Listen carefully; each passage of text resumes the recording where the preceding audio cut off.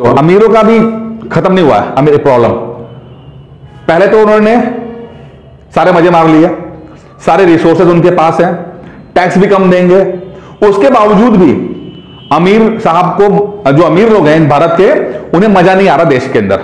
वो कह रहे हैं कि यार जितना हम टैक्स पे करते हैं उस हिसाब से हमारे पास रिटर्न्स, हमें सुविधाएं नहीं मिल रही हैं। और हमें सुविधाएं नहीं मिल रही मतलब कि सड़कें अच्छी नहीं है, गर्मी बहुत होती है, अमीरों के थोड़े चोचले होते हैं ना, तो क्या करते हैं वो इंडिया छोड़ रहे हैं, इंडिया छोड़ के विदेश में जाके बस रहे हैं। एक तो उन्होंने पैसा कम दिया, टैक्स अपने हिसाब से कम दिया, और देखा क्या कि सन 2021 में रिपोर्ट आती है कि लगभग 70-80 हजार इंडियंस जो हैं वो भारत की नागरिकता छोड़कर अमेरिका, ऑस्ट्रेलिया, कनाडा, यूके जाके बस गए। यानी कि सुपर रिच इंडियंस जो इस धरती में पैदा हुए, यहीं बिजनेस किया, यहां पर सारे रिसोर्सेस का इस्तेमाल किया, और जब देश को देने की बारी आई तो उनको लगा कि यहां टैक्सेस बहुत ज्यादा है, सरकार बहुत टैक्स ले रही है, हम नहीं दे पाएंगे, टैक्सेस बहुत ज्यादा है पर हमें रिटर्न्स में कुछ नहीं मिल रहा है, हम जाएंगे दूसरे देश में, अमेरिका चले जाएंगे, यूके चले जाएंगे, यूएस चले जाएंगे, या टैक्स हेवन कंट्री में चले जाएंगे। टैक्स हेवन कंट्री जहां पे टैक्स ना देना पड़े, मॉरिशस वगैरह, वहां पर रहेंगे, टैक्स कोई नहीं पे करेंगे। तो अब देखो कितने सारे 80 हजार सुपर रिच, 80 हजार कम नहीं होता। यहां पे आम आदमी की बात नहीं कर रहे, ये मिलेनियर्स की बात कर रहे हैं, बिलियनियर्स, बिलियनियर्स, ठीक है। अच्छा, ग्लोबल वेल्थ माइग्रेशन ने रिव्यू रिपोर्ट दी है अपनी, ग्लोबल वेल्थ, इसमें 5000 millionaires, 2% of total number of HNS had left India in 2020।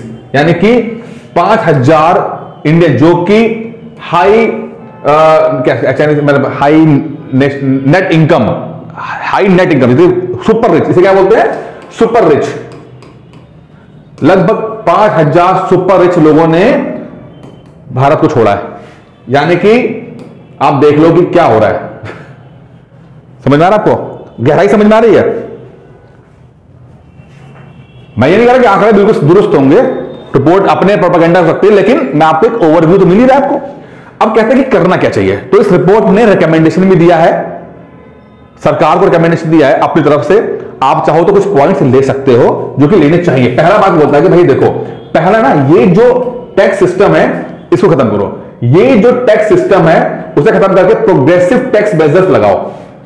Progressive tax, ये इंग्लिश में है अच्छी जगह, प्रोग्रेसिव टैक्स जो अभी सिस्टम टैक्स का चल रहा है उससे फर्क बढ़ रहा है अमीर और गरीब के बीच में, जो कि सही नहीं है। इसको बदल के प्रोग्रेसिव टैक्स लगाइए, जैसे कि वेल्थ टैक्स, इनहेरिटेंस टैक्स, यानी कि आपको जो वेल्थ आपके पास है, जैसे कि अडानी साहब के 2% टैक्स लगा दो, वेल्थ पूरी जितनी है वो लगाओ, इनकम पे नहीं वेल्थ पे, या पापा मामा चाचा ने आपको प्रॉपर्टी दे दी उस पर टैक्स लगाओ। और ये देखा गया है इतिहास में कि जब इस तरह के टैक्स रखते हैं तो इससे इनइक्वालिटी कम होती है, इस तरह के टैक्स लगने से इनइक्वालिटी कम होती है, ऐसा इतिहास में देखा गया है। और ये रिपोर्ट बोलती है कि भाई इस तरह के टैक्स लगने चाहिए, वेल्थ टैक्स और इनहेरिटेंस टैक्स, ठीक है। अच्छा, एक ना फाइट इनइक्वालिटी अलायंस इंडिया एक सर्वे कराया, किसने, फाइट इनइक्वालिटी अलायंस इंडिया ने एक सर्वे कराया, और उसमें कुछ आंकड़े निकल गए। सर्वे हुआ था, रिपोर्ट नहीं है, सर्वे है, लोगों की ओपिनियन है। क्या है ओपिनियन, समझिए। ऑक्सफैम बोलता है कि भाई, अच्छा, ऑक्सफैम और फाइट इनइक्वालिटी वाले दोनों मिलकर काम कर रहे हैं, कहते हैं कि 2021 में यह हुआ कि 80% इंडियंस कहते हैं कि भैया अमीरों पर टैक्स लगने चाहिए, अमीरों पे टैक्स लगने चाहिए। अब अमीर क्या बोलते हैं कि सरकार बहुत टैक्स लगा रही है, हमें टैक्स बहुत लग रहा है, इसलिए हम इंडिया छोड़ के जा रहे हैं, क्योंकि हमें बदले में कुछ नहीं मिल रहा, हमें बदले में तो सड़कें अच्छी नहीं मिल रही हैं, हमें बदले में तो गर्मी में रहते हैं, सरकार ने माहौल सही नहीं कर रखा है, सरकार के कानून सही नहीं है, वो छोड़ के चले जाते हैं, ठीक है। तो इधर क्या बोलते हैं, 80% को लगता है कि गरीबों पे ज्यादा टैक्स लग रहा है, अमीरों पे कम लग रहा है, तो गरीबों अमीरों पे टैक्स लगने चाहिए, ठीक है। और क्योंकि जो लोग ने ये पेंडेमिक के बाद पैसा कमाया है, 121% बढ़ गया था ना, ठीक है, तो उसका कुछ फायदा तो गरीबों को भी होना चाहिए, वो पैसे कुछ तो इंतजाम होना चाहिए, ठीक है। तो टैक्स लगाना गरीब अमीरों पे गलत नहीं है। अच्छा, अमीरों के साथ कहानी क्या होती है, एक ना समझिए इस बात को, मोर देन 90% लोगों ने कहा, क्या कहा कि भैया universal social security, right to health expansion of budget to prevent gender bias violence, ऐसी चीजों पर सरकार बजट बनाए। यानी कि यूनिवर्सल सोशल सिक्योरिटी का मतलब क्या है कि सरकार यह सुनिश्चित करे कि मिनिमम सिक्योरिटी तो हम आपको देंगे। अभी क्या है, अगर आपकी नौकरी चली जाए तो कोई सरकार से पैसा नहीं मिलेगा। अब बहुत गरीब है तो थोड़ा बहुत आपको राशन मिल जाएगा, सोशल सिक्योरिटी नहीं है, कुछ नहीं है ना, मतलब आप बस भगवान भरोसे चल रहे हो। तो उस भगवान भरोसे को छोड़कर कानून भरोसे आ जाए तो यूनिवर्सल सोशल सिक्योरिटी आ जाए कि भाई चलो किसी को हेल्थ का मसला आ गया तो भूखे ना मरे, तो कुछ पैसा मिलना चाहिए। ठीक है, 2019 के चुनाव में कांग्रेस ने एक कैंपेन चलाया था जिसका नाम है न्याय। क्या है? न्याय। तो यह बोला गया था कि एक हम यूनिवर्सल एक सैलरी देंगे, यानी सबको 5,000 रुपए देंगे। और ऐसा कॉन्सेप्ट ऐसा नहीं है कि ये इंडिया में है, मतलब विदेशों में होता है कि मिनिमम सैलरी मिलेगी आपको, हर इंसान को जो एप्लीकेबल होगा सरकार उसको पैसा देगी जिससे अपने खर्चे चला पाए।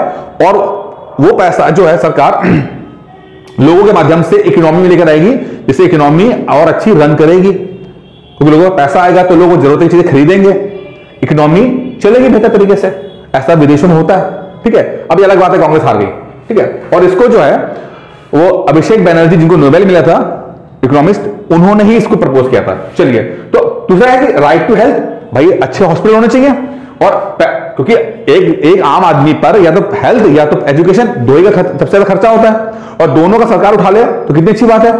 ठीक है, तो ये चीजें जो हैं सरकार वो बोल रहे हैं it is time to demolish. ये बोलते हैं कि अब ये जो कॉन्सेप्ट है ना कि भाई अमीर आदमी को पहले अमीर कर दो, उसका जो प्रभाव है धीरे धीरे नीचे आएगा। इसे कहते हैं हम लोग trickling down effect. Trickling down effect यानी कि जैसे कि मान लो पानी पर पाइपलाइन जो है वो कोई और धीरे पानी नीचे गिरता है, तो यहां पर कॉन्सेप्ट का मतलब क्या है कि अगर ऊपर के लोग अमीर हो जाएंगे तो अपने नीचे वाले को वो फायदा पहुंचाएंगे, फिर इसके वाले नीचे वाले को फायदा पहुंचाएंगे। यानी कि पहले सबसे ज्यादा अमीर हो जाएगा, ये फायदा नीचे वाले को बचाएगा, फिर ये आदमी नीचे वाले को बचाएगा।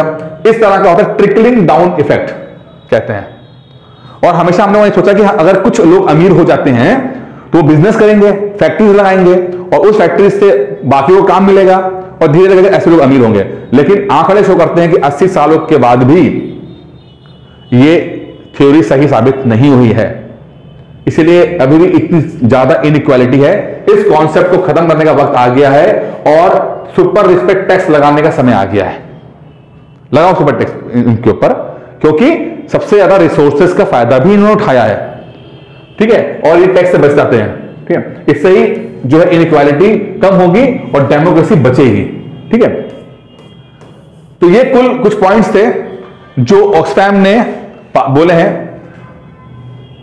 अब ये मैं फिर कह रहा हूं कि जरूरी नहीं है कि सरकार इस सब बातों को इत्तेफाक रखे।